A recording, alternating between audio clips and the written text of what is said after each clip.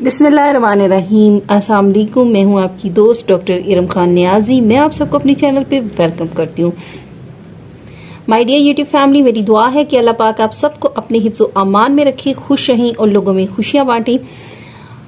My dear YouTube family, देखें हमारे घरों में छोटे छोटे बच्चे होते हैं, न्यूबॉर्न बेबीज। हम लोग उनको पैम्पर्स वगैरह लगाते हैं और अक्सर बच्चों में जो है नैपी रैश का प्रॉब्लम सामने आता है देखने में। तो इस सिलसिले में जैसा कि कुछ दिन पहले मेरे बेटे को भी रैशेज हो गए थे, तो मैंने उसको मेडिकेटेड क्रीम्स वगैरह, नैपी रैश ट्यूब्स वगैरह यूज की, लेकिन उनसे कोई फर्क नहीं पड़ा। तो इसके लिए मैंने क्या किया है कि एक होम रेमेडी यूज की। आज मैं आप लोगों के साथ वो शेयर करूंगी, लेकिन उससे पहले एक छोटी सी रिक्वेस्ट करूंगी, मेरे चैनल को लाइक कीजिएगा, शेयर कीजिएगा, सब्सक्राइब कीजिएगा और बेल आइकॉन को जरूर दबाइएगा ताकि मेरी आने वाली वीडियो आप तक सबसे पहले पहुंच सके। और मेरी वीडियो को आखिर तक जरूर देखिएगा। शुक्रिया। देखिए, जैसे कि हमारे घर में बच्चे होते हैं, उनको नैपी रैशेज हो जाते हैं और अक्सर पैम्पर लगाएं, पैम्पर की वजह से भी रैशेज होना शुरू हो जाते हैं। तो उसके लिए आप ऐसा करें कि बेबी को तो सबसे पहले आप नीम गर्म पानी लें, उसमें थोड़ा सा डिटोल डाल के बेबी को अच्छे से पहले वॉश करें। वॉश करने के बाद मार्केट, आपको कहीं भी गार्डन वगैरह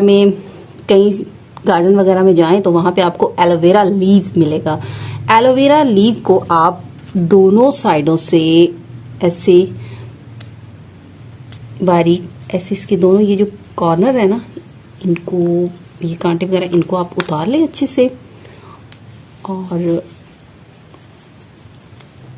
इस तरह से काट कर दरमियान में से दो हिस्से कर लें।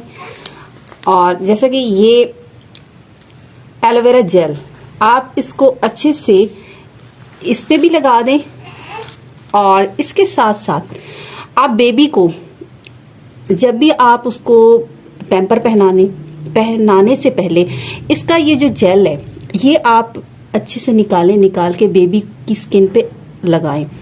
इतना लगाएं कि वो जज़ब हो जाए स्किन में। उसके बाद आप बेबी को ये जो आप पैम्पर पहना रहे हैं या कोई नैपी वगैरह पहना रहे हैं, वो आप उसको पहना दें।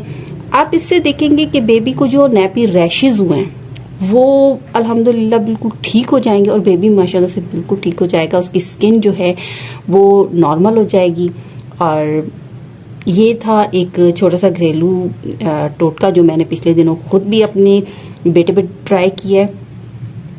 और जो मदर्स जो हैं, जो परेशान हैं कि बेबी को ना रैशेज हो जाते हैं, उनके लिए ये एक छोटा सा घरेलू टोटका है जो मैंने आपसे शेयर किया।